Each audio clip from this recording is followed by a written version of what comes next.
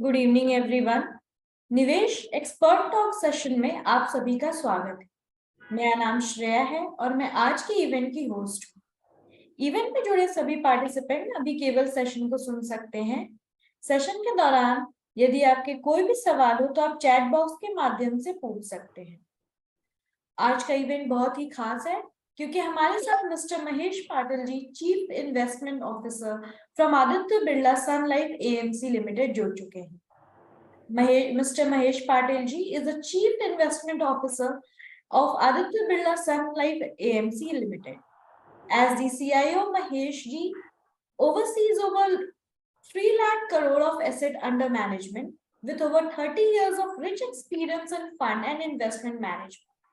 Mr. Mahesh leads the entire investment team comprising fund manager and analyst. He personally managed funds such as Aditya Birla Sun Life Frontline Equity, Aditya Birla Sun Life Mid Cap Fund, and Aditya Birla Sun Life Focused Equities. Mr. Mahesh has been with Aditya Birla Sun Life since 2005. Mr. Mahesh was awarded the India's CIO of Year by Equity Asia Asset Management in 2016. He was been awarded Chairman's Individual Award by the Aditya Birla Group for being an accomplished leader in 2015. Under the Mahesh leadership, ABSL AMC's equity funds have been recognized for their performance and won award from independent agencies. He has been previously worked at CMC Limited, Tata Economic Consultancy Service, Parag Parekh Financial Advisors Service Limited, and Motilal Oswal Securities Limited and Reliance Infocom Limited. मैं महेश जी का स्वागत करना चाहूंगी और हमारे साथ निवेश team से vice president product and research team mister Anand Sharma ji भी जुड़ चुके हैं। Now I request Mr. Mahesh जी आप इस सेशन को आगे लेकर जाएं। तो जैसे कि ये इंटरैक्टिव सेशन हम लोग बना रहे हैं, तो let me start from it ना। तो Mahesh ji, first of all आपसे एक छोटा सा रिक्वेस्ट है कि हमारे दर्शकों को, जितने भी हमारे श्रोता हैं, उनको एक बारी मार्केट का क्या आउटलुक लगता है, क्या ग्लोबल इकोनॉमी किस हिसाब से मूव कर रही है, डोमेस्टिकली क्या इम्पैक्ट उसका आ रहा है, थोड़ा सा अगर आप इस तरफ गाइडलाइन दें सो दैट वो उस हिसाब से अपने क्लाइंट्स को, हमारे पार्टनर या हमारे क्लाइंट्स जितने भी हैं, वो उस हिसाब से अपने पोर्टफोलियो को पोजीशनिंग कर पाए। आप म्यूट पे हैं महेश जी। नमस्कार और thank you Sharma ji. So I think market के बारे में अगर बात की जाए तो काफी लास्ट अगर 18 मंथ से देखें तो मार्केट कहाँ नहीं गया है, राइट। अक्टूबर 21 में मार्केट पीक हुआ था और 18 महीने में मार्केट लगभग रेंज बाउंड है। और उसका कारण ये था कि हमने देखा कि एक तो कोविड के बाद काफी बड़ी मात्रा में तेजी हुई थी मार्केट में, काफी ऊपर गया था मार्केट। उसके पहले मार्केट में काफी लिक्विडिटी थी, इंटरेस्ट रेट्स लो थे जो सभी सेंट्रल बैंक्स ने कम किए थे कोविड के दौरान। और उसके बाद क्या हुआ कि इन्फ्लेशन जो है इकोनॉमी में, इंडिया में और ग्लोबल इन्फ्लेशन काफी बड़ी मात्रा में ऊपर आ गया। और तभी सेंट्रल बैंक्स का सबका टारगेट था कि इन्फ्लेशन को कैसे काबू में लेके आए। और हमने देखा कि लास्ट एक साल से सेंट्रल बैंक्स रेट्स बढ़ा रहे हैं और काफी बड़ी मात्रा में रेट्स बढ़ाए गए यूएस में स्पेशली, राइट। वहाँ पे ऑलमोस्ट इंटरेस्ट रेट्स वो ऑलमोस्ट जीरो, वहाँ से बढ़ा के पॉलिसी रेट्स अभी 5% के आसपास आ गए हैं। सो उसके कारण मार्केट में एक तो जो ओवर वैल्यूएशन था, फ्रॉथीनेस थी, जो वो काफी मात्रा में कम हो गई है। और एक कंसर्न भी आ रहा है कि ग्रोथ, उसके इम्पैक्ट ऑब्वियसली जब भी इंटरेस्ट रेट्स और ऊपर जाते हैं और मॉनेटरी पॉलिसी थोड़ी टाइटन होती है, लिक्विडिटी सिस्टम की कम होती है, तो ग्रोथ में भी इम्पैक्ट उसका आएगा। और हमने देखा है कि अभी आउटलुक जो है ग्लोबल ग्रोथ का काफी नीचे हो गया है। यूएस में लोग अभी बात कर रहे हैं कि अगले 6-9 महीने में रिसेशन हो सकता है। हालांकि ओवरऑल इकोनॉमी अभी भी ठीक कर रही है, बट जिस तरह से सेंट्रल बैंक्स इंटरेस्ट रेट बढ़ा रहे हैं और उनका एक में वो टारगेट है कि इन्फ्लेशन जो है यूएस में 2% के आसपास है, इंडिया में आरबीआई का टारगेट है कि इन्फ्लेशन अपना 4% के आसपास लेके आए। और इसके कारण हमने देखा है कि जो मार्केट में जो फ्लोज थे, फॉरेन फ्लोज जो थे, एफआई के फ्लोज लास्ट ईयर काफी नेगेटिव थे। ग्लोबल मार्केट से पैसा निकल गया था, इक्विटीज से पैसा निकल के बॉन्ड में जा रहा था। और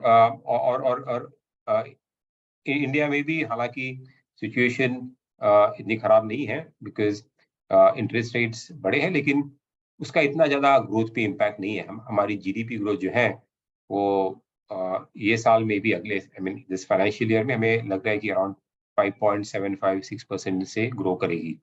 और अगर यूएस में देखी जाए तो वो ग्रोथ रेट 0.5% होगी। तो इंडिया रिलेटिवली काफी अच्छा कर रहा है ये माहौल में।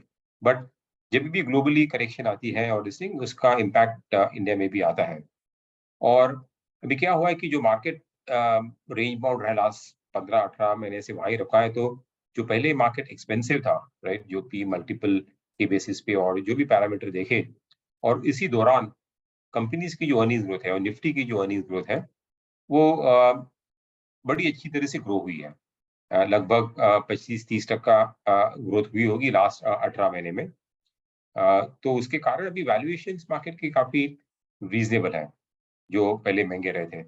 और इसी कारण हमें लग रहा है कि मार्केट जो भी बॉटम हुआ था कुछ महीने पहले, क्योंकि वहां से आई थिंक वो सपोर्ट वहां से ले सकता है। और आगे जाके डिस्पाइट की ग्लोबल कंसर्न्स है, एक्सपोर्ट्स में थोड़ी कमी आ रही है। डोमेस्टिक मार्केट में भी थोड़ी स्लो डाउन है, स्पेशली कंज्यूमर डिस्क्रिशनरी सेगमेंट, जैसे आपने देखा होगा कंज्यूमर ड्यूरेबल्स कंपनी जो है वहां पे स्लो डाउन आई है। और इसके बावजूद भी हमें लग रहा है कि कंपनीज की जो अर्निंग्स ग्रोथ है आगे जाते हुए वो लगभग 12-13% कंपाउंड करेगी। और अगर मार्केट यहाँ से भी, इसलिए हालांकि मार्केट अभी वैल्यूएशंस नॉर्मल लेवल पे है, तो मार्केट की रिटर्न्स भी लगभग अर्निंग्स ग्रोथ है कंपनीज के उसके आसपास रहेगी यहाँ से। शॉर्ट टर्म में मार्केट लग रहा है कि थोड़ा सा रेंज बाउंड रहेगा, बिकॉज अभी भी ग्लोबल कंसर्न्स हैं और फॉरेनर्स जो इंडिया से पैसा बाहर निकाल रहे थे, उसकी अभी तीव्रता काफी कम हो गई है। बट अभी भी एफआई फ्लोज नेगेटिव है थोड़ी मात्रा में, और थोड़ी वोलेटिलिटी आई थिंक अभी भी रह सकती है मार्केट में। तो इस माहौल में आई थिंक इन्वेस्टर्स को देखना चाहिए कि इक्विटी यहाँ से भी लॉन्ग टर्म के लिए अगर आप व्यू लेते हो, 3 साल का व्यू लेते हो, 5 साल का व्यू लेते हो, तो यहाँ से इक्विटीज में रिटर्न जो आपको मिलने चाहिए वो लॉन्ग टर्म एवरेज रिटर्न उसके आसपास मिलने चाहिए, जो कि लगभग 12-13% है। इससे ज्यादा की अपेक्षा नहीं करनी चाहिए, बिकॉज हमें लग रहा है कि जो ग्लोबल ग्रोथ अभी भी वीक रहेगी और यहाँ से इम्प्रूव होगी थोड़ी थोड़ी। और बाकी जो शॉर्ट टर्म में अगर ये साल में देखा जाए तो इंटरेस्ट रेट्स भी काफी बढ़ गए हैं। तो आपको भी बैंक एफडीज पे जो रेट्स है वो पहले 5% था, अभी 7-7.5% आपको मिल रहा है। तो थोड़ा जो सेविंग्स जो पूरा इक्विटी में जा रहा था लास्ट 2 साल पहले, राइट, जहाँ पे इंटरेस्ट रेट्स काफी लो थे, सो कुछ पैसा अभी डेट में भी जाएगा, चाहे कि बैंक डिपॉजिट में हो सकता है या डेट फंड्स में हो सकता है। सो मार्केट में जो इन्फ्लोज है वो थोड़े कम हो सकते हैं, बट आई थिंक ओवरऑल जो मार्केट में जो पैसा आ रहा है डोमेस्टिक फ्लोज का, अभी बड़ी मात्रा में एसआईपी के रूप से आ रहा है, और लगभग महीने में अराउंड 14,000 करोड़ जो है 14,000 करोड़ का पैसा आ रहा है। उसके अलावा काफी पैसिव मनी जो है ईटीएफ और ईपीएफओ का जो है प्रोविडेंट फंड का जो पैसिव जो ईटीएफ्स में आ रहा है वो भी एक बड़ी मात्रा में आ रहा है। तो एक रेगुलर स्टेडी फ्लो वो मार्केट को काफी स्टेबिलिटी देगा यहाँ से। सो हमारी our recommendation has been that you continue to invest through the SIP जो आपका है, एवरी मंथली इन्वेस्ट करो। और हालांकि ज्यादा एग्रेसिव करने की जरूरत नहीं है कि एग्रेसिव इक्विटी में, आपको बैलेंस रखना चाहिए पोर्टफोलियो में, डेट में भी आपको इन्वेस्ट करना चाहिए यहाँ से।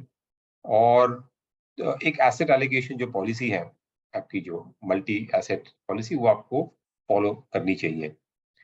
एंड मार्केट में large cap, mid cap, small cap जो वेरियस क्लासिफिकेशन है, सभी में आई थिंक रिस्क रिवॉर्ड जो है इक्वल जैसा है, राइट। हालांकि रिसेंटली स्मॉल कैप थोड़ा अंडर परफॉर्म किए थे, बिकॉज जहाँ भी ग्रोथ रिस्क ऑफ होती है तो स्मॉल कैप नीचे आते हैं, बट 3 साल के हिसाब से देखें तो स्मॉल कैप, मिड कैप भी यहाँ से अच्छे करेंगे। सो आई थिंक एक्सपेक्टेशंस थोड़े मॉडरेट रखो मार्केट में। लॉन्ग टर्म मार्केट आपको अभी भी यहाँ से ठीक रिटर्न दे सकते हैं, और उसकी जो बुनियाद है वो मेनली है कि इंडिया की जो ग्रोथ है, इकोनॉमिक ग्रोथ है, वो हमें दिख रहा है कि लॉन्ग टर्म के लिए सस्टेन करेगी at a reasonable growth rate. और इसके कारण ये है कि इंडिया की जो फाउंडेशन है अभी, एक तो गुड डेमोग्राफिक्स, राइट, जो फेवरेबल है। सेकेंडली गवर्नमेंट जो भी जो रिफॉर्म्स हुए हैं लास्ट 7-8 साल में, उसका बेनिफिट अभी मिलना चाहिए हमें, राइट। हाल जो कि अगर बैंकिंग सेक्टर रिफॉर्म्स देखो, रियल एस्टेट सेक्टर में जो रिफॉर्म हुए हैं, और फोकस डोमेस्टिक मैन्युफैक्चरिंग पे जो दे जा रहा है, वो सब अभी मीन उसके जो उसका जो बेनिफिट है वो आपको अगले सालों में दिखेगा। और इन्वेस्टमेंट्स जो है, इन्वेस्टमेंट्स जीडीपी में अगर देखा तो कंजम्पशन एक है, इन्वेस्टमेंट्स है, और एक नेट एक्सपोर्ट्स है। तो इन्वेस्टमेंट्स धीरे धीरे से पिकअप हो रही है। जो लास्ट 7 साल में इन्वेस्टमेंट टू जीडीपी रेशियो काफी नीचे आया था। जो गवर्नमेंट का फोकस है मैन्युफैक्चरिंग पे, और ऑल्सो जो चाइना प्लस वन पॉलिसी है, राइट, ग्लोबली जो बड़ी मल्टीनेशनल कंपनीज है वो डाइवर्सिफाई कर रही है अपने सप्लाई चेन, चाइना से बाहर निकल, उसका बेनिफिट इंडियन कंपनीज को मिलेगा, जैसे कि केमिकल सेक्टर हुआ, ऑटो सेक्टर हुआ, या फार्मास्यूटिकल सेक्टर हुआ। सो उसके कारण आई थिंक इन्वेस्टमेंट साइकिल भी हमें वापस रिवाइवल दिख रही है। सो ये सब पिलर्स हैं इंडिया की जीडीपी ग्रोथ, जो यहाँ से आपको सस्टेनेबल लॉन्ग टर्म ग्रोथ दे सकती है। और अगर जीडीपी ग्रोथ अपनी ठीक ठाक रहेगी तो कंपनीज की अर्निंग ग्रोथ भी ठीक रहेगी, और मार्केट में रिटर्न्स भी आपको उसके इन लाइन मिल सकते हैं। तो महेश जी, जैसे कि आपने वॉलेटिलिटी की बात करी कि भी हो सकता है 1 साल वॉलेटिलिटी मेंटेन रहे, जैसे पीछे हम लोगों ने देखा कि भी वॉलेटाइल रहा मार्केट और एक रेंज बाउंड मूवमेंट है, तो हो सकता है आगे भी आप जैसे बता रहे हैं तो 9 महीने 1 साल तक ये चीज मेंटेन रहे, और उसमें एसआईपी या एसटीपी के जरिए ये आपने सजेशन दिया है कि निवेश करना चाहिए। तो इसमें एक क्वेश्चन ये निकल के आता है पार्टनर्स के एंड से कि भी जैसे हमसे भी कई बार पूछा जाता है कि एसआईपी एक वॉलेटाइल फंड में करना ज्यादा बेटर है या फिर क्वार्टाइल 1 वाले फंड में करना ज्यादा बेटर, जो कि फॉर एवर फंड होता है उसमें एसआईपी करना ज्यादा बेटर है, या फिर जो वॉलेटाइल फंड रहता है उसमें निवेश करना ज्यादा बेटर रहेगा? एसआईपी एसेंशियली आपको करना चाहिए बिकॉज मार्केट ही इटसेल्फ ना की प्रेडिक्टेबिलिटी नहीं है, market itself is volatile, right. So market ही आपका ऊपर नीचे जा सकता है, और कोई प्रेडिक्ट नहीं कर सकता है कि कभी क्या होगा। जैसे किसने प्रेडिक्ट किया था कि मार्केट में कोविड होगा और इतना करेक्शन आएगा। और सो आई थिंक कोई भी आप फंड में कर रहे हो, राइट, जो मार्केट लिंक्ड है और इक्विटी लिंक प्रोडक्ट है, उसमें आपको एसआईपी करनी चाहिए। सो फंड, कोई भी फंड ऐसा क्वार्टाइल 1 वगैरह स्टडी रहता नहीं, कोई for long period of time fund रहते हैं। कुछ क्वार्टाइल 1 माने वो परफॉर्मेंस के हिसाब से, अगर आप हाँ जी, परफॉर्मेंस के हिसाब से मैं जानना चाहता हूँ। परफॉर्म के हिसाब से कोई क्वार्टर, कभी कोई फंड अच्छा कर रहे 2-3 साल के लिए होगा, उसका वापस सिक्लिकलिटी आती है। सो मैं कहूँगा कि कोई भी इक्विटी फंड में कर रहे हो तो उसको एसआईपी रूट से करना चाहिए आपको। हालांकि आप कोई फंड में कर रहे हो जहाँ पे वॉलेटिलिटी कम है, जैसे कि आपके बैलेंस एडवांटेज फंड हो गया, हाँ जी, राइट, जैसे जहाँ पे इक्विटी एलोकेशन काफी डायनामिक रहता है, right, depending on the market attractiveness, वो ऊपर नीचे होता है। सो और कुछ हाइब्रिड फंड्स हैं जैसे लो वॉलेटिलिटी फंड्स हैं, बिल्कुल। तो वहां पे आप आई मीन एसआईपी तो कर ही सकते हैं, बट वहां पे आप लमसम इन्वेस्टमेंट अगर करना है तो वो भी कर सकते हो। सो बट एडवाइजेबल रहेगा फॉर जो आपका रेगुलर इनकम आ रहा है, राइट, जो मार्केट में आ रहा है, आपको जो मंथली जो सेविंग्स है जिसको आपको इन्वेस्ट करना है, आई थिंक वो SIP के रूट से ही करना चाहिए। और कभी आपको कुछ एलोकेशन शिफ्ट करना है तो आप वो STP रूट से ऐसा कर सकते हो, उसको डेफर करके, right, instead of putting that money lump sum, वो आप STP 3 महीना 6 महीने का STP में कि Sure. रूट से उसको कोई भी फंड आपने सिलेक्ट किया उसके अंदर बिल्कुल। निवेश कर सकते हो। श्योर। ओके, सो अगर किसी ने लॉन्ग टर्म के हिसाब से निवेश करना है तो क्या उसके लिए भी SIP सही है, या वो लमसम इन्वेस्टमेंट करे? क्योंकि लॉन्ग टर्म में जैसे आपने बताया 12 से 15% तक का return on an average market की AGR ग्रोथ कर ही जाता है, तो उसके लिए उस पॉइंट ऑफ व्यू से जैसे किसी ने 10 साल के हिसाब से निवेश करना है या 8 साल के हिसाब से निवेश करना है, तो उसमें SIP ही मेंटेन करें, या फिर अगर कोई लमसम पैसा है तो उसको लमसम इक्विटीज में डालें? हम इक्विटी की बात कर रहे हैं इस प्रश्न को लेकर। नो सर, अगर आपके पास एक कुछ आपको एक इक्विटी एलोकेशन आपका एक लेवल तक लेके जाना है, राइट, तो आपके पास कुछ पैसा पड़ा है जिसको आपको इन्वेस्ट करना है। एक तो हुआ कि आपके पास जो रेगुलर पैसा आ रहा है, राइट, सेविंग्स का, मंथली इनकम आपका सैलरी से आएगा, बाकी इनकम से, that you will continue to put incrementally, right, वो तो आपके पास एक टाइम पे नहीं होगा, आपके पास एक टाइम में लमसम अमाउंट है उसको निवेश करनी है, तो मैं जैसे कैश फ्लो आता रहेगा। बिल्कुल बराबर है।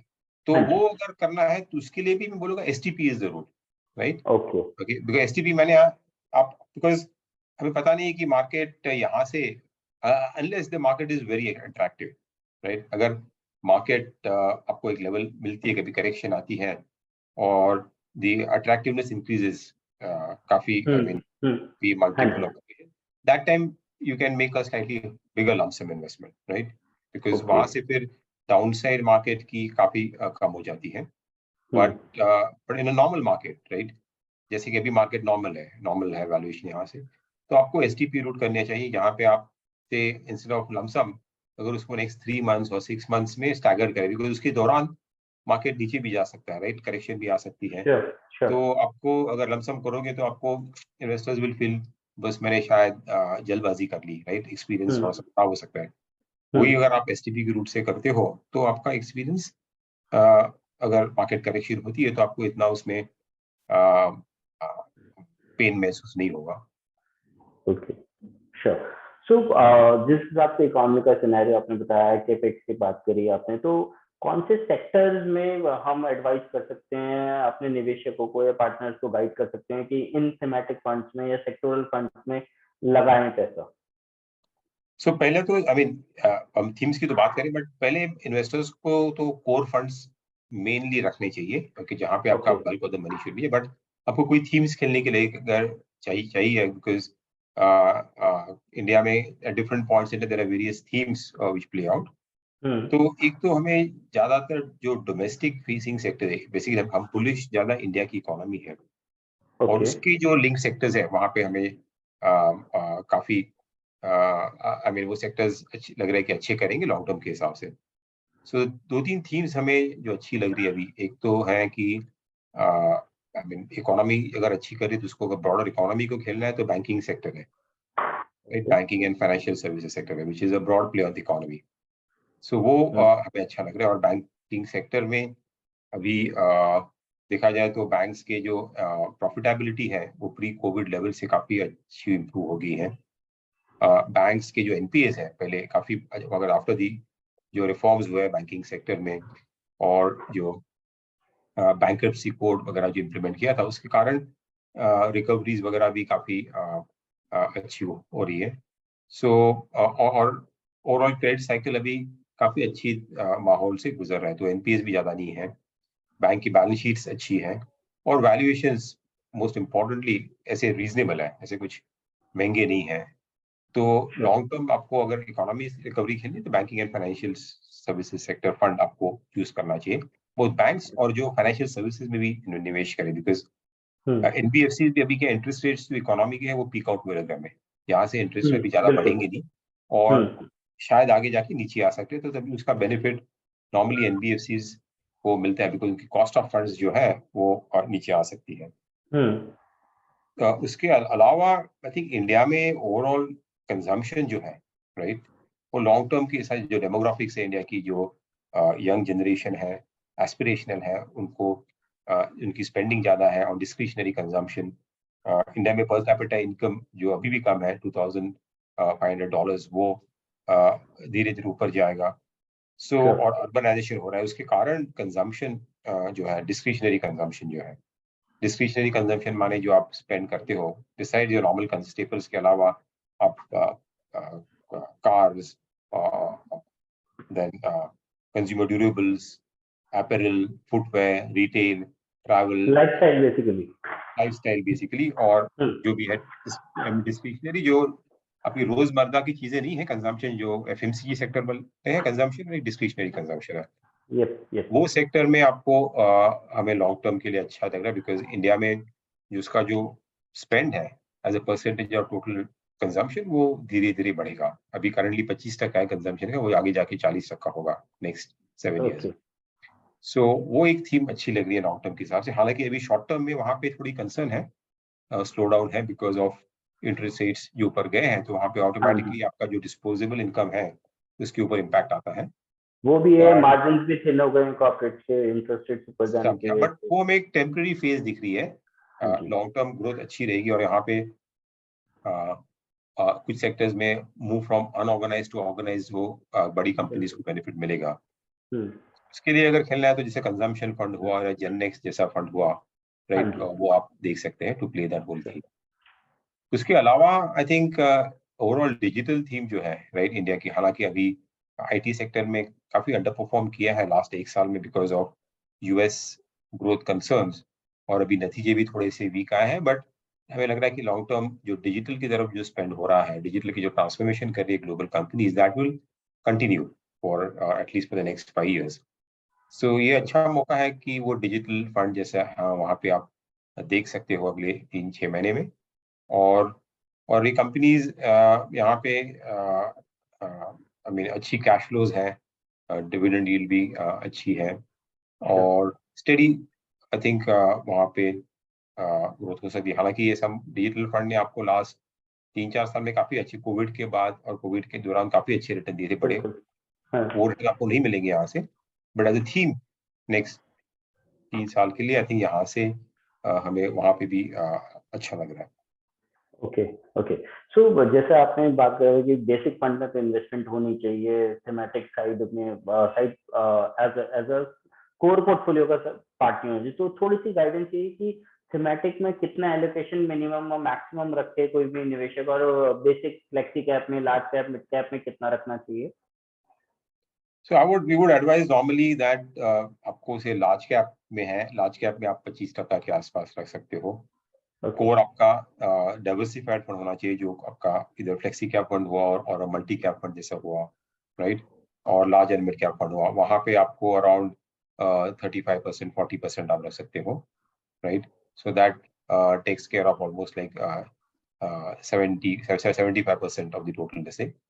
और बाकी का जो है ओके, और थीमेटिक्स में रफली 15 to 20 is what you should look at in the thematic funds. Okay, so आज के thematic and then you can have another 15% in mid cap and small cap. आपको वैसे भी फ्लेक्सी कैप फंड में invest करते हो और मल्टी कैप में आपको मिलता है ये कॉम्बिनेशन, बट आपको एक्सक्लूसिव अगर चाहिए small cap mid cap for a better alpha और थोड़ा रिटर्न्स के लिए, तो 15-20% आप मिड कैप या स्मॉल कैप फंड में कर सकते हो निवेश। तो गाइस, जैसे कि महेश जी ने बताया, विद इन इक्विटी का जो भी एलोकेशन रहेगा according to the risk profile of the investor, उसके अंदर 15% मैक्सिमम थीमेटिक में रखें और बाकी फ्लेक्सी में, मिड कैप, स्मॉल कैप या लार्ज कैप में इन्वेस्टमेंट निवेश कराया जा सकता है। तो इसमें अब बात मेरा नेक्स्ट यही बात रहेगी कि एसेट एलोकेशन के पॉइंट ऑफ व्यू से आज की मार्केट को देखते हुए महेश जी, इक्विटी में कितना पोर्शन डालना चाहिए, कितना डेट में रखे निवेशक, और कितना गोल्ड में, क्योंकि गोल्ड में बहुत तेजी हमने देखी है पिछले कई महीनों में, और लाइफ टाइम हाई पे ऑलमोस्ट ट्रेड कर रहा है वो 60 इन टर्म्स ऑफ रुपी में 60,000 61,000 तक टच कर गया वो। तो उस पॉइंट ऑफ व्यू से गोल्ड कितना एसेंशियल पार्ट है, और क्या एसेट एलोकेशन परसेंटेजेस हमें रखनी चाहिए? जो एसेट एलोकेशन है उसकी जो बुनियाद है वो एक्चुअली हर एक इंडिविजुअल के रिस्क प्रोफाइल पे के ऊपर है, राइट। एक टारगेट एसेट एलोकेशन रहेगा, कंजर्वेटिव होगा इन्वेस्टर, या एग्रेसिव होगा या मॉडरेट होगा, उसके हिसाब से आपको वो एलोकेशन होगा, वो एक टारगेट, उसके हिसाब से आपको चलना चाहिए। और एक नॉर्मल एलोकेशन होगा, और उसके ऊपर नीचे डिपेंडिंग ऑन दी अट्रैक्टिवनेस जो है एसेट क्लास की, उसके ऊपर आप नीचे कर सकते हो। But for a normal investor, okay, who slightly more I would से अग्रेसिव और दिस थिंग, वहां पे आई वुड से दैट अगर आपका नॉर्मल इक्विटी एलोकेशन वहां पे अगर 65% है, राइट, 65-70% होगा at a normal average level, target आपका रिस्क प्रोफाइल के साथ। हाँ जी, तो वहां पे that kind of investor you should have से अराउंड 65 अगर आपका नॉर्मल है। Gold, okay, would be somewhere around 10 to 15% in that range, around 15% also. And बाकी का जो हुआ, ओके, अराउंड 20-25% आपका डेट में होना चाहिए, और okay. That is the normal target allocation for that risk profile. For अभी एग्रेसिव करंट, या फॉर एग्रेसिव इन्वेस्टर्स आपने बताया कि फॉर इक्विटी। नॉर्मल या aggressive investor, slightly risk appetite जिसकी ज्यादा है, हाँ जी, हाँ जी, और करंट माहौल में हमें लग रहा है कि आपको उसके आसपास ही रहना चाहिए, बिकॉज हाँ जी। जो रिस्क रिवॉर्ड है एट इक्विटी और हम्म। डेट का देखोगे और गोल्ड का देखोगे, वो लगभग सिमिलर है। So okay. वो मीडियम लेवल पे रहना चाहिए। अगर आपको इक्विटी करेक्ट होती है, मार्केट्स अट्रैक्टिव होती है, तो वो 65 का आप 70-75 तक जा सकते हो मैक्स। ओके। ओके। और अगर मार्केट्स अगर एक्सपेंसिव होते हैं यहाँ से, right? क्योंकि हमें लग रहा है कि मार्केट अभी फेयर जोन में है, ओके। राइट, महंगा भी नहीं है, सस्ता भी नहीं है, तो आपको वो टारगेट मल्टीपल जो आपका है 65 के आसपास रहना चाहिए, right. Hmm. So I think जो भी एसेट एलोकेशन आपकी रिस्क प्रोफाइल के साथ आपने तय की है आपके एडवाइजर के साथ, हाँ आई थिंक जी। उसके आसपास ही आपको अभी ये करंट मार्केट के आसपास रहना चाहिए। उससे ज्यादा कुछ एग्रेसिवली किधर कुछ बढ़ाने की जरूरत नहीं है। ओके। ओके। ओके। सो ये पार्टनर्स के पॉइंट ऑफ व्यू से मैं क्वेश्चन एक रेज करना चाहता था कि एसेट एलोकेशन करने के बाद उसके रीबैलेंसिंग कितनी जरूरी है फर्स्ट ऑफ ऑल, और रीबैलेंसिंग कितने टेन्योर के बाद करनी चाहिए, कितने मंथ बाद या ईयरली इसको रीबैलेंस करना चाहिए, या मंथली देखें इसको या 6 मंथ्स देखें, वो थोड़ा सा एक प्रश्न था। या सो आई थिंक एक तो रीबैलेंसिंग तो जरूर करनी चाहिए, बिकॉज क्या होता है कि जब भी, और asset class they move through cycles, हाँ राइट। जी। कभी कुछ एक साइकिल में, एक साल में एक asset equity will do very well, right, and again it matter. तो इसके कारण क्या होता है कि जो स्क्यूनेस आ जाती है, ओवरऑल जो आपका टारगेट एलोकेशन आपने रखा होगा वो थोड़ा स्क्यू हो जाता है, तो इसको रीबैलेंस करने की जरूरत है। नहीं तो क्या होगा कि जब भी आपकी रिस्क बढ़ जाएगी, राइट, जो आपने टारगेट रिस्क प्रोफाइल रखा होगा उससे ज्यादा बढ़ेगी, तो बिल्कुल। उसको रीबैलेंस करोगे तो again you come back over that. और उसका उसका एक फायदा भी है कि जो आप एसेट क्लास अच्छा किया है, राइट, उसको आप थोड़ा सा प्रॉफिट गेन भी वहां से लेते हो, right, and you try to protect, okay, when the cycle उसकी जब भी नीचे जाती है तो उसमें आपको थोड़ा प्रोटेक्शन मिल सकता है वहां पे। बट और अगर फ्रीक्वेंसी रीबैलेंसिंग करें तो हमें लग रहा है कि, आई मीन, इसमें डिफरेंट डिफरेंट थियरीज है, बट मुझे लगता है कि नॉर्मली क्या है, एसेट क्लास जब भी चलता है तो उसकी एक मोमेंटम रहती है, बिल्कुल। राइट, और वो चल, I mean, it plays out well for से ईयर, एक साल या प्रॉब्ली 2 साल। कभी कभी साइक्लिकलिटी फास्ट भी हो जाती है, रोटेशन, बट आपको थोड़ा समय देना चाहिए उसको to play it out. So I think ideally I would say that rebalancing should not be done less than 6 months. No? I mean, if okay. you want to do it more frequent, probably 6 months basis, you should do it, or probably on a 1 year basis also. If you do it, that is good enough. No, rebalance the portfolio. I mean, short duration में करने की जरूरत है। अगर आपके पास ऐसा कुछ model है जो एक्टिवली एसेट एलोकेशन देखते हैं, वेरी वेरियस पैरामीटर्स देख के आप कर रहे हो, जैसे हम लोग करते हैं balance advantage fund, we look at multiple parameters, then okay. you can try to do it more actively, say on a monthly basis. But for okay. a normal investors who does a kind of a normal allocation based on the same, just a rebalancing कर रहे हैं खाली, हाँ without जी। any kind of a model, right? That I think 6 months or 1 year is a good time frame, no, okay. to do that. So gas, जैसे कि महेश जी ने बताया कि मिनिमम 6 महीने में, क्योंकि एक नॉर्मल निवेशक या पार्टनर के लिए टफ होता है रीबैलेंसिंग का बार बार मंथली करना, कोई टूल्स नहीं होते बेसिकली। तो उस पॉइंट ऑफ व्यू से 6 महीना मिनिमम में हम रीबैलेंसिंग करें, और एनुअली तो करना जरूरी है ही है, क्योंकि उसमें हो सकता है रिस्क प्रोफाइल चेंज हो जाए, या ऐसे क्लास मूवमेंट चेंज हो जाए, या फिर इन्वेस्टर की इनकम में प्लस माइनस हो उस दौरान। तो 1 साल में तो करना जरूरी है ही है। तो महेश जी, इस केस में अब मैं डेट की तरफ थोड़ा सा मूव करना चाहूंगा कि अभी हमने रिसेंटली देखा आरबीआई ने रेट हाइक पे पॉज लगा दिया था, तो अब गोइंग फॉरवर्ड ये पॉज मेंटेन रहने की उम्मीद है, और अगर रहने की उम्मीद है तो फिर कितने कब तक ये रहेगा, और रेट कट की एक्सपेक्टेशन है या फिर उसके बाद रेट हाइक की हम उम्मीद करें?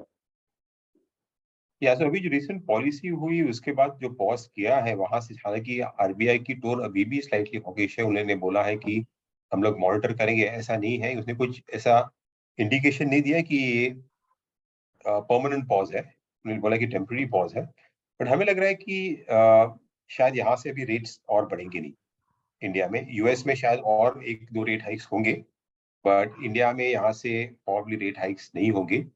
और RBI will probably use the liquidity management tool much better, right, to manage and जो इन्फ्लेशन का जो कंसर्न है उसको मैनेज करने के लिए they will use the liquidity measure rather than increasing the interest rates.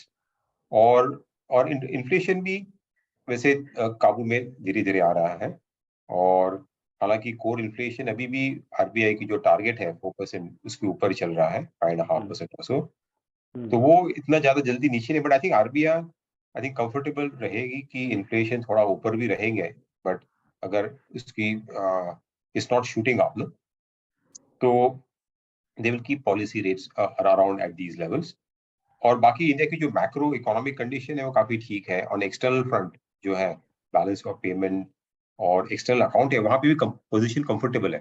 तो कुछ प्रेशर नहीं है कि ऐसा कि अगर इंटरेस्ट रेट हम लोग बढ़ाए नहीं तो कैपिटल आउटफ्लो होगा। और थोड़ा कैपिटल आउटफ्लो तो होगा, बिकॉज डिफरेंशियल अगर इंटरेस्ट रेट है यूएस वगैरह में रेट ज्यादा है तो थोड़ी कैपिटल आउटफ्लो हो सकती है, बट वो मैनेजेबल है बिकॉज अपनी ओवरऑल करंट अकाउंट की सिचुएशन है और जो फॉरेक्स रिजर्व्स है वो काफी कंफर्टेबल है। सो बट हमें ऐसा भी लग रहा है कि रेट्स काफी जल्दी नीचे आएंगे, right. I think RBI will try to keep rates higher for longer until inflation जो है, एक्सपेक्टेशंस है वो काफी लो ना हो जाए, तो राइट। तो इसको हमें लग अगर रहा हम है कि टाइम टारगेट करें या तो कब तक तो हमें लग उम्मीद रहा है? है कि एटलीस्ट अगले अंटिल मार्च जो है, राइट, और अगले साल तक तो आई थिंक हमें कुछ नहीं लग रहा है कि रेट्स कट होंगे। ओके, उसके बाद ही आई थिंक हमें लग रहा है कि RBI will start looking at rate cuts if वो भी कट्स होंगे तो भी ज्यादा नहीं होंगे, right. Because I think India में क्या हुआ था कि कोविड के टाइम में जो सिचुएशन ऐसी खराब थी इसलिए इतने रेट्स कट हुए थे, बट अपने जो नॉर्मल ट्रेजेक्टरी एवरेज रेट्स जो रहे हैं उसके पहले वो नॉर्मल आसपास ही रहे। अभी जो रेट्स है उसकी प्रॉब्लम स्लाइटली लोअर, सो ज्यादा रेट कट्स की भी उम्मीद नहीं है। बट या I think for the cycle to reverse यहाँ से और 9 to 12 months रख सकते हैं। ओके, तो नेक्स्ट फाइनेंशियल ईयर में वी कैन एक्सपेक्ट कि भी रेट कट आएंगे तो अगले फाइनेंशियल ईयर में ही आएंगे। मैक्सिमम जो लग रहा है वो ये लग रहा है कि यहाँ पॉज रहेगा पूरे साल में, गिवन कि भाई इन्फ्लेशन का आउटलुक क्या रहता है या फिर एक्सटर्नल फ्रंट पे क्या डेवलपमेंट रहती है। ओके, तो ऐसे सिनेरियो में आपसे ये जानना चाह रहे थे कि डेट में शॉर्ट टर्म फंड में निवेश कराएं निवेशक का, या फिर गिल्ट में या लॉन्ग टर्म बॉन्ड फंड में, डायनेमिक फंड में, किस कैटेगरी में हम लोग मैक्सिमम पैसा डलवाएं? तो अभी तो एक तो since rates will remain slightly higher और लिक्विडिटी कंडीशंस थोड़ी टाइट है, तो short term rates yield curve जो है वो ऑलमोस्ट फ्लैटन जैसा है। तो the best way to play that is to play through a kind of a short term fund और द ड्यूरेशन ऑफ नॉर्मली जो अक्रूवल स्ट्रेटेजी आप प्ले करें, राइट। सो आपके जो टाइम होराइजन है इन्वेस्टमेंट उसके हिसाब से आप फंड को मैच करें एंड गेट दी अक्रूवल जो YTM है फंड का, वो आप उसका बेनिफिट ले सकते हैं। सो आइडियली ऐसे 1 to 3 year duration जो फंड है, that's the best bracket to be, because जैसी लिक्विडिटी कंडीशन ईज होगी आगे जाके तो आपको वहां पे जो है थोड़ा सा गेन भी मिल सकता है जिस rates come down over that, because currently the short term rates are much higher, you can take the benefit of that. और ड्यूरेशन आई थिंक अभी नहीं लग रहा है कि हमें ज्यादा एग्रेसिवली लेना चाहिए, because we don't see that the rates will come down also. जो 10 ईयर जो बॉन्ड यील्ड है और जो लॉन्ग टू पॉलिसी रेट से ज्यादा तेजी से नीचे नहीं आएंगे, तो वो रिस्क लेने की जरूरत है नहीं कि आपको ड्यूरेशन पे अभी खेले। हाँ, अगर रेट्स आगे जाके पीक आउट होते हैं और यहाँ से ऊपर जाए then probably one can do that, but अभी I think we do not recommending that. और I think other way to do that is that अभी भी after some time probably credit fund जो है वो वहाँ पे आप देख सकते हैं डेट में अभी भी क्रेडिट स्प्रेड्स जो है वो I mean double A understanding वो अभी भी इतने वाइड नहीं हुए हैं, राइट. सो जो रिस्क प्रीमियम आपको चाहिए डेट के वो प्रॉपर्ली प्राइस नहीं है. सो बट आगे जाके जैसे conditions become much more टाइटर and this you will see that playing out. So probably 6 महीने के बाद आपको क्रेडिट फंड जो है जहाँ पे आपको यील्ड थोड़ी ज्यादा मिल सकती है because you invest in paper below AA also.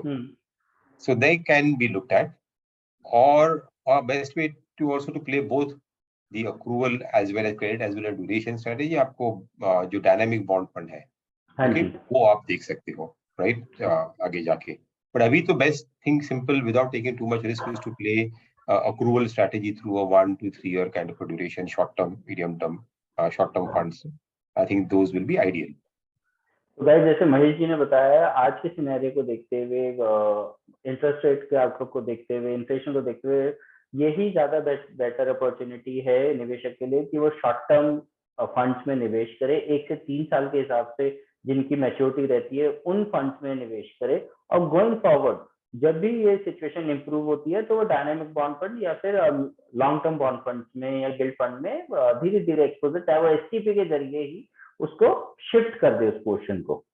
बिल्कुल. तो महेश जी जैसा आपने बताया इक्विटी की बहुत ही ज्यादा वॉलेटिलिटी रहने की उम्मीद है या रेंज बाउंड मूवमेंट रहने की उम्मीद है तो इतनी ज्यादा अपसाइड कैप्चर की उम्मीद कम लगती है तो आपको नहीं लगता कि डेट में पोर्शन ज्यादा रखना चाहिए इस साल डेट फंड्स में? अगेन वो आपके हिसाब से कि क्या ड्यूरेशन इन्वेस्टमेंट होराइजन क्या है, राइट. अगर आपका इन्वेस्टमेंट होराइजन है 1 साल का और whatever then obviously your more allocation should be towards it because risk adjusted basis पे अगर देखोगे तो इक्विटी की वोलेटिलिटी इक्विटी रिटर्न्स में भी आपको लगभग हालांकि बोलना मुश्किल है बट लगभग 10% व्हाटएवर 10% रिटर्न आपको यहाँ से मिल सकते हैं शॉर्ट टर्म में, राइट, फॉर 1 ईयर पीरियड में. और डेट में भी आपको अराउंड व्हाटएवर 7% रिटर्न अभी मिल रहा है. तो शॉर्ट टर्म का अगर आपका होराइजन है तो आप डेट में ज्यादा रख सकते हैं. आई थिंक इक्विटी में तो आपको कम ही रखना चाहिए. बट नॉर्मली जो इन्वेस्टमेंट कर रहे हो आपको 3 ईयर पीरियड के होराइजन से करो उसके ज्यादा कर रहे हो तो क्या है कि शॉर्ट टर्म वोलेटिलिटी आपको फिर मायने रखती नहीं है बिकॉज राइट और जो भी ऊपर और नीचे होगा बट 3 साल का अगर व्यू है तो market will ride over that volatility. तो वहां पे हमें लग रहा है कि 3 साल के ऊपर की व्यू से market will still give you returns at least around 4% or 5% higher than the debt funds, right. Because अगर इंडिया की इकोनॉमी ग्रोथ करेगी nominal GDP growth 11%, earnings growth 12%, 13% के आसपास है तो मार्केट के रिटर्न्स भी उसके आसपास रहने चाहिए long term returns, right. So which is a reasonably good return over normally जो आपका रिस्क प्रीमियम है, राइट. इक्विटी बिकॉज वोलेटाइल है उसके लिए आपको उसको प्रीमियम मिलना चाहिए बराबर रिटर्न्स के ऊपर to compensate for that volatility. Normally जो रिस्क प्रीमियम रहा है मार्केट का वो अराउंड 4.5%, 5% के आसपास रहा है. अब इसका मतलब हुआ कि अगर रिस्क फ्री रेट है मार्केट में जो बॉन्ड है 10 ईयर गवर्नमेंट बॉन्ड उसके ऊपर आपको मार्केट में लगभग अगर 4.5%, 5% मिल रहा है तो आप it's worth taking that risk, okay, of putting money in equity markets. So currently जो बॉन्ड यील्ड है अभी 10 ईयर जो है अराउंड 7.2 वगैरह है उसके आसपास. उसके ऊपर आपको अगर 7 पकड़ लो 5% ज्यादा चाहिए रिटर्न टू कंपनसेट ऑफ 4.5% तो आपको you should get return of around 11.5-12%. I think उतने रिटर्न इक्विटी आपको लॉन्ग टर्म में मिल सकती है. तो इसीलिए आपको इक्विटी में जो लॉन्ग टर्म मनी है वो आपको ज्यादा आई थिंक बिकॉज इक्विटी में ही आपको वो लॉन्ग टर्म वेल्थ क्रिएशन होगी जो will compensate for wealth creation और आपका जो इन्फ्लेशन के ऊपर जो एक्सेस रिटर्न चाहिए आपको, राइट, जो डेल्टा चाहिए वो आपको इक्विटी से ही मिल सकती है.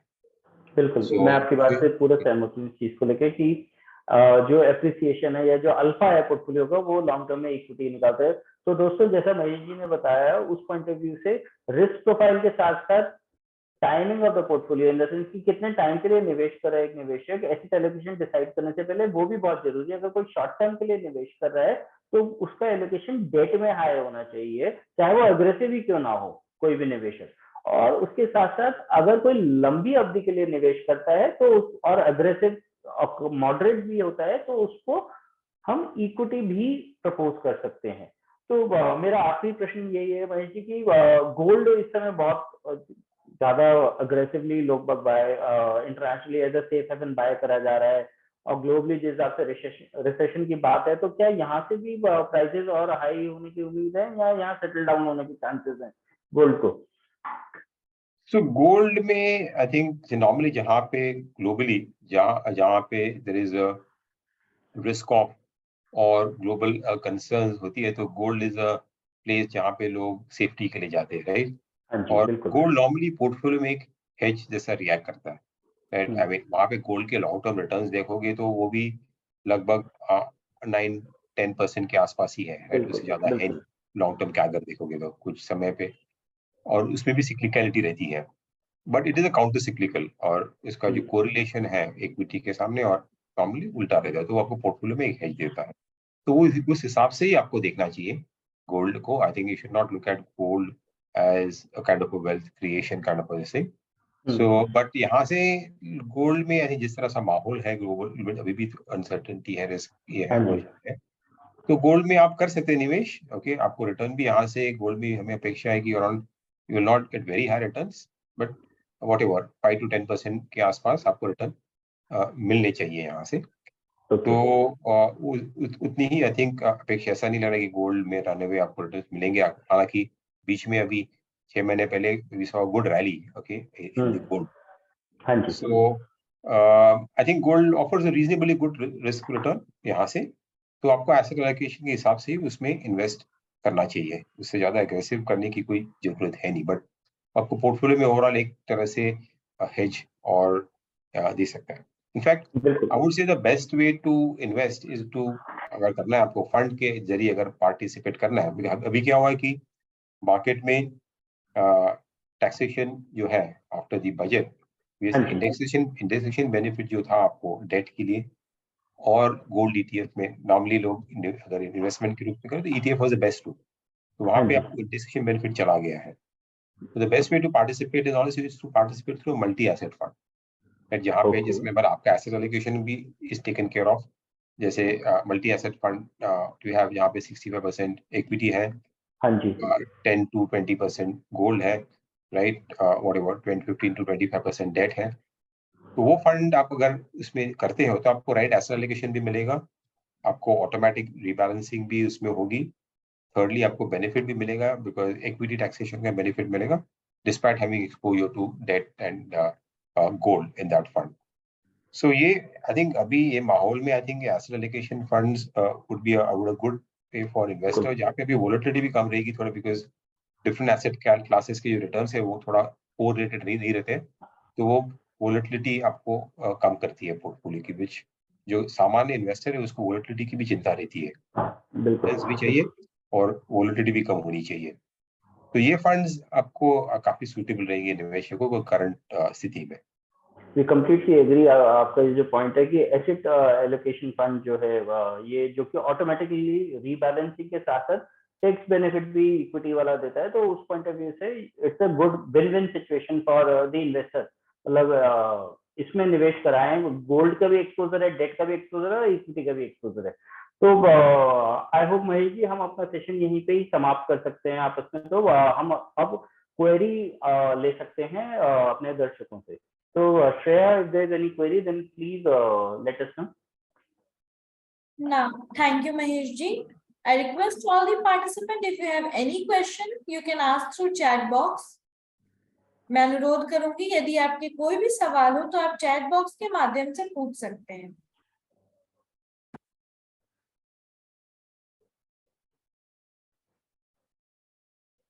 I request the participant, if you have any question, you can ask through chat box.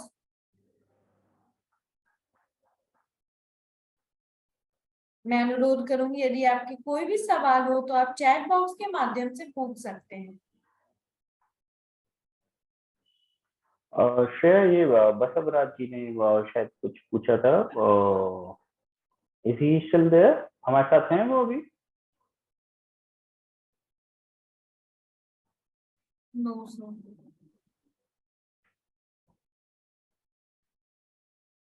Yes, sir, he is there. So,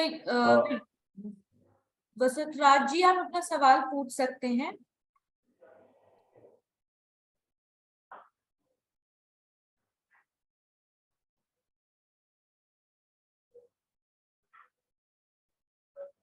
Vasundhara जी, आप चैट बॉक्स में लिख सकते हैं अपना जो भी आपका प्रश्न है। You can write it in the chat box.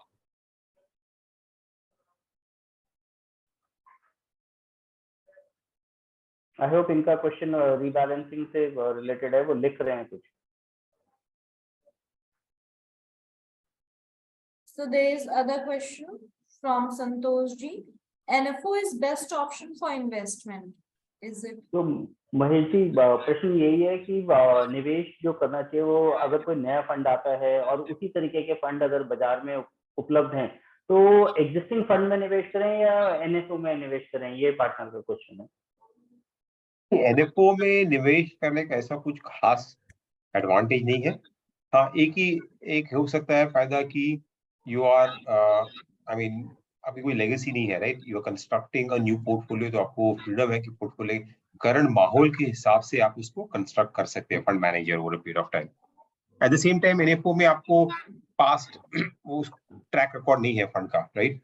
Okay, जिसके बेसिस पे आप उसमें कुछ डिसीजन ले सकते हो। So I think I would say normally it's advisable to put money through an existing fund.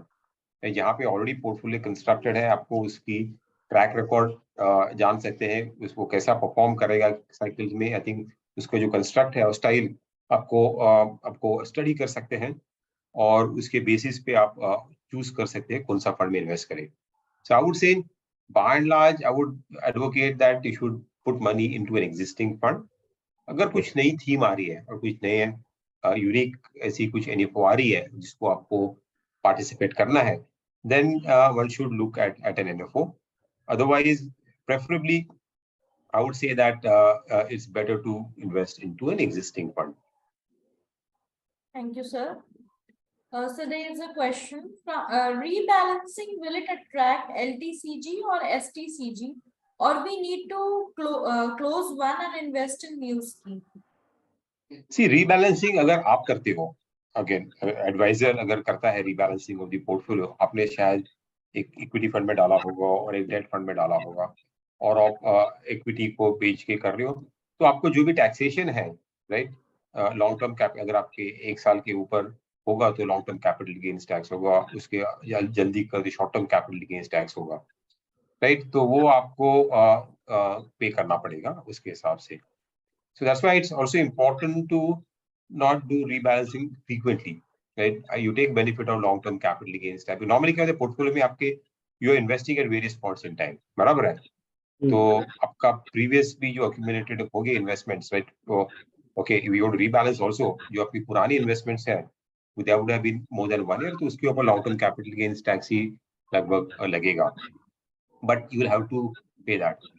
अगर आप फंड रूट के थ्रू आते हो, जैसे मैंने बात की मल्टी एसेट फंड, जहाँ पे we invest into multiple asset class, तो उसका बेनिफिट ये है कि फंड मैनेजर जब भी रीबैलेंस करता है पोर्टफोलियो का, right, there is no tax incidence, right, because it is looked at one investment, at block of investment into that fund, और only when you redeem that fund, जब भी आप fund में से रिडीम करते हो, जब भी आपको चाहिए, that time you will pay that long term capital gains tax if you are holding it for more than 1 year, if it's an equity fund.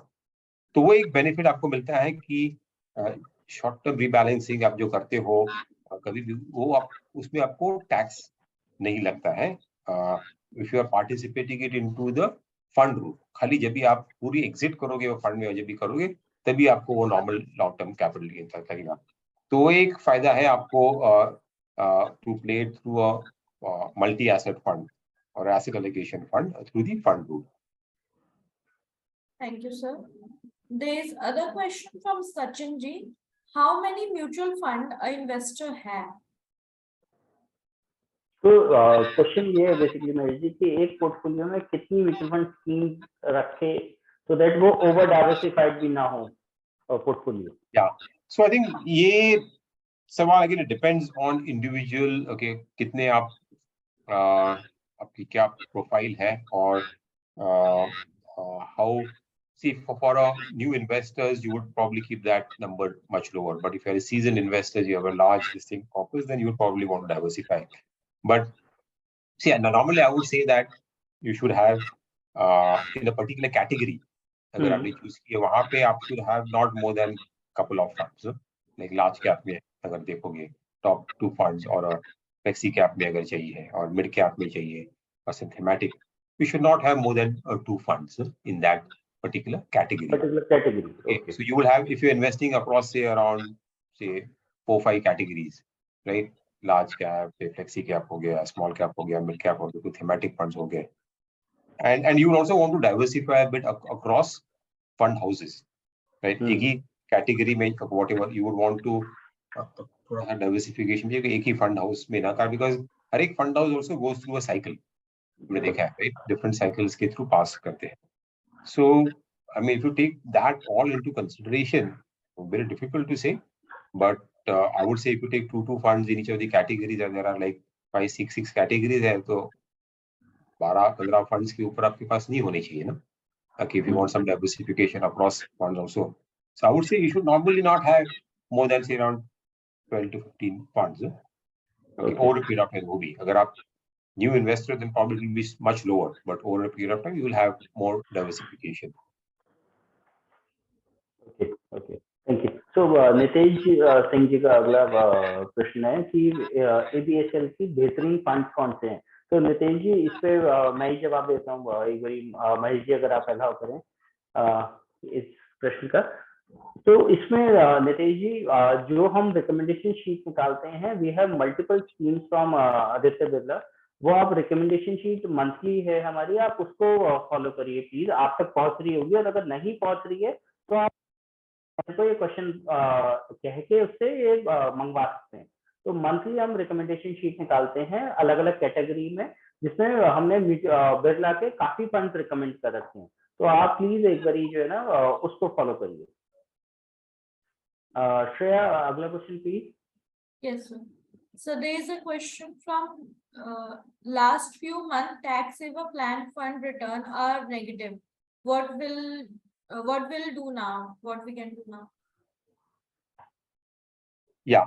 So I think he's referring to general the category, this thing, or the funds, or नहीं, ये ELSS के लिए बात कर रहे हैं कि ELSS में इन्होंने क्लाइंट से कुछ निवेश कराया होगा तो वो नेगेटिव आ रहा है अभी। तो अब गोइंग फॉरवर्ड क्या करें वो ELSS में?